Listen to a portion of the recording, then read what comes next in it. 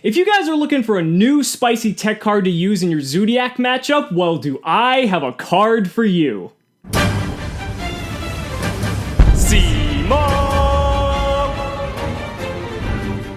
What's going on, guys? It's Cimo. Now, today I wanted to do a card discussion on Droll and Lockbird, a hand trap that hasn't seen a lot of play within the last few years, at least for the most part, but it's a very good hand trap depending on the circumstance, and I think with the format we're currently facing for the time being, Droll and Lockbird has a lot of potential. So for those of you who don't know, Droll and Lockbird is a wind spellcaster type monster with 0 attack and 0 defense, which is completely irrelevant because it's a hand trap, so you're going to be using it from the hand anyway. Now the effect states during either player's turn, when your opponent would add a card from deck to hand other than during the draw phase, you can discard this card, and then for the rest of the turn, neither player can add cards from their deck to their hand. Now one thing that goes along with that is drawing a card is considered adding a card from deck to hand. It's kind of similar to how Dark Law functions and how it triggers, whereas if your opponent were to use like Potted Desires or something and you have Dark Law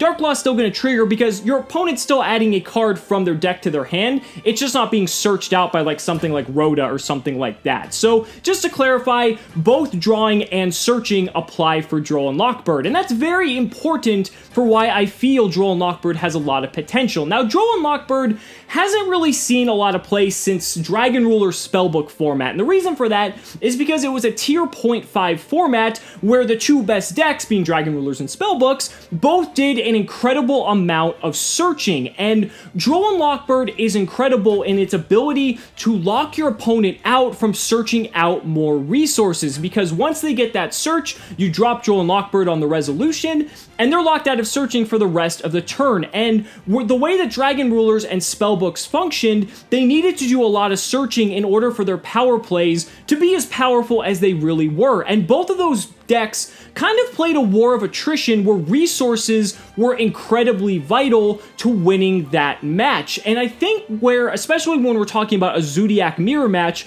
more specifically a pure Zodiac or a Kaiju Zodiac mirror match, Droll and Lockbird is absolutely incredible. And I'm going to show you why as I slide over here to the little demonstration table to show you guys the reasoning. Now, we're going to start with Zodiac Rapier, because for the Zodiac decks, they have 12 different ways to access Rapier, and I kind of want to demonstrate just off of one Rapier why this combo is, or why Droll and Lockbird rather, is so effective. So, when your opponent plays Zodiac, you know, they're going to summon the Rapier, they're going to send the combo to the graveyard. Now, especially if they're playing the Lunalight combo, this is even better than if they're not. So, what they're going to do is they're going to overlay into Broad Bowl and then, or Borbo, excuse me, then Broad Bowl. From here, they're just going to detach and special summon their rat. This is nothing new. If you guys saw the video where I discussed the Lunalight combo and why it's so good, this is pretty much exactly the same thing as that. And if you haven't seen it, I'll link the video as an annotation or down in the description, so you guys can check out that video as well. Now from here, what most of the combo comprises of is detaching this Rapier to get out Lunalight Black Sheep. Now this is where it gets good, because at this moment, since your opponent added a card from deck to hand, you can drop Droll and Lockbird, and this is incredible for a couple of different reasons.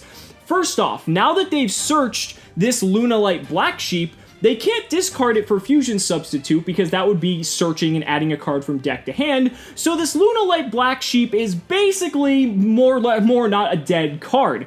On top of that though, and why I actually think is more important about this combination, is that with Droll and Lockbird now active, there's actually no purpose for your opponent to go into Daigusto Emerald, because Daigusto Emerald will be drawing you a card, and since Droll and Lockbird prevents that, there's no purpose for them to go into the Emerald. So now not only can they not recycle their rats, but they also can't get a draw off of Emerald. And that's incredible, because when they have their Emerald and do the Lunalight combo, they're getting one draw off the first Emerald, they're getting a second off of Fusion Substitute getting banished, and then a third draw off of the second Daigusto Emerald. So what they can do is, you know, they can still continue the rest of the combo. They can go into Tiger Mortar, summon another Rapier.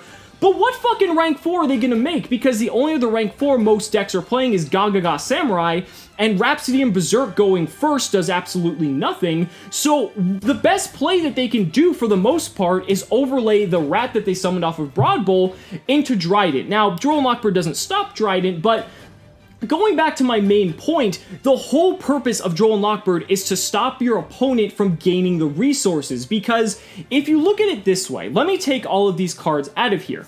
With one Rapier, as we've already discussed before, your opponent's going to have that one Rapier and then 4 additional cards in their opening hand on top of that.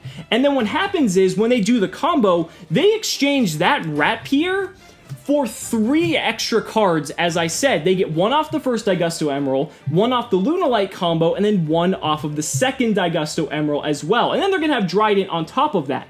Or if they don't do the Lunalight combo, if they do the standard combo, they're just gonna have a Whiptail and 1 extra card from the 1 Emerald that they made. So either way, your opponent's still gaining a lot of resources. And what ends up happening is, because they gain all those resources, those extra draws they're netting means more hand traps, Dimensional Barrier, Solemn Strike, any of their powerful disruption cards that they're going to use against you during your turn, they have a better chance of drawing into them because of the fact that they have the Lunalight combo in place.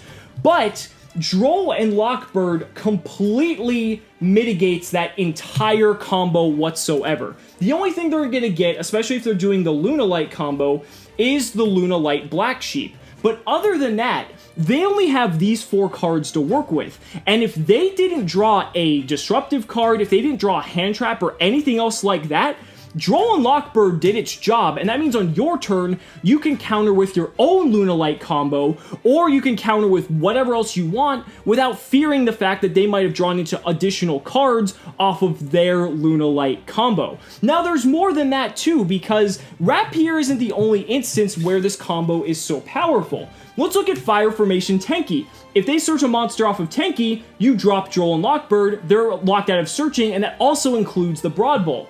Speedroid Terratop. What do they search off of Terratop? Takatomborg. Locks them out of searching for the rest of the turn. Zodiac Thoroughblade draws a card with its effect, and since drawing a card is adding a card from deck to hand, you can lock them out if they do a Thoroughblade effect. And Max C to an extent as well, even though this kind of hurts you if depending on the situation. This is very niche, but you could potentially lock out a Max C theoretically, because if you do that, then they can't draw cards. So if you can somehow OTK without needing to search, like, that would be fucking incredible. But for the most part, this is just a very niche scenario. But this, on top of everything else with the regular Rat combo, is absolutely insane. And moving back over here, compared to other cards, you know, Flying Sea is something very comparable to what you're trying to achieve because you're attempting to lock out the Daigusto Emerald. But the problem with Flying Sea is that Flying Sea loses to cards like Zodiac Barrage, it loses to Chalice, it loses to Dark Hole. There's a lot of cards that basically makes Flying Sea absolutely worthless in a lot of scenarios, whereas the only real out to Droll and Lockbird is Solemn Strike, more or less, and with Solemn Strike, they need to have at least a turn to set it, and they're not going to, because if they're going first and you have Droll and Lockbird, you can just lock them out, and then you're going to be at the advantageous position. You're going to have the initiative to basically control the tempo of that game going forward. Now, it also has some applications in some other matchups. It works against Blue Eyes, because Blue Eyes does a lot of searching as well. Any deck that does just an insane amount of searching and adding cards to hand is where Droll and Lockbird is good. But on the downside, you know, it doesn't really work against some of the other matchups that are meta-relevant, like Infernoid or Paleozoic. You know, these decks can still run the Zodiac engine, and while you can still Droll and Lockbird when they attempt to do rather the normal combo or the Lunalight combo, Droll and Lockbird might lock them out, but in the instance of Paleozoic, they could probably still make it totally awesome, or they're going to set 4 or 5 back row. And in the instance of Infernoid, you know, they can still just go ahead and summon something like Decatron, send something to the graveyard to have a negate, or they've got stuff like Void Feast set up, or they can just start banishing for Infernoids, or Grass is Greener. They have a plethora of other options outside of that, which is kind of why I'm delegating this specifically to pure and kaiju-based Zodiac decks. Now, the other thing that's kind of a drawback to Droll and Lockbird, at least in this instance, is that it doesn't stop Dryden, and I don't really see that as a huge downside because the way decks are building themselves currently, there's so many outs to Dryden with all the board wipes we have, with people maining Chalice and My Body in 2s and 3s. There's a lot of different ways to out Dryden that it's not really too big of an issue, and especially, you know, once you attempt a Lunalight combo and things like that, statistically speaking, you should have an out more or less often than not, as many times as they have Dryden. at least if you're building your deck to kind of beat that.